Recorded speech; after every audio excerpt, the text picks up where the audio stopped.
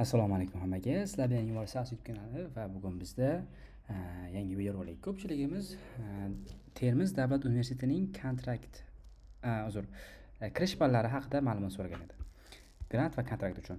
Xo'p, mana bu yerda o'sha universitetning o'tgan yilgi ballari ko'rsatib o'tilgan, hozirda amalda bo'lib turgan ballari, lekin o'tgan yilga nisbatan ko'rsatilgan.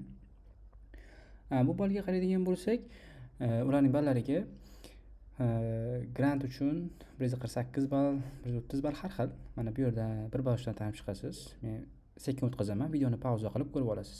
Tarix sohasi 154.2 ball grantga bo'lgan ekan. 101 ball kontraktga bo'lgan ekan, demak. Qolganlarni ham shuni videoni pauza qilib ko'rishingiz mumkin. Men sekin o'tkazayapman, ko'rayotgan bo'lsangiz. Mana psixologiya bo'yicha ham ko'rishingiz mumkin. Iqtisodiyot bo'yicha ham, bank ishi bo'yicha ham, management, biznes, yurisprudensiya, biologiya, kimyo, geografiya, astronomiya, mana yana sun'iy intellekt, kimyo, ijtimoiy ish, turizm, sport faoliyat, boks, judo, xullas bu sportga aloqador juda past ballar bor ekan sport bo'yicha bunda.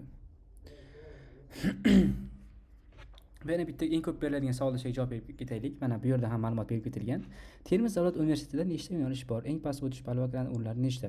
Termiz davlat universitetida hozirgi holatda 98 ta yo'nalish mutaxassislik bo'yicha talabalar qabul qilinadi. 2025-26 o'quv yilida eng past o'tish balli 56.7 ballni tashkil etgan. Ammo lekin hozirda yangi o'quv yilida ham bu o'zgarishsiz qolishi kutilyapti. Ya'ni 2026-2027 o'quv yili uchun. Xo'p, mana bu bolalarga qaytarib o'taman 25-26 yil uchun, ammo lekin avvalgi videolarimda aytganimdek 26-27 o'quv yili uchun ham mana bu ballarda katta o'zgarish bo'lmaydi, chunki 50% dan ortiq talaba yetarli ball to'planmasdan talaba bo'lish imkoniyatidan mahrum bo'lgan. O'shaning uchun ham katta o'zgarish bo'lmaydi.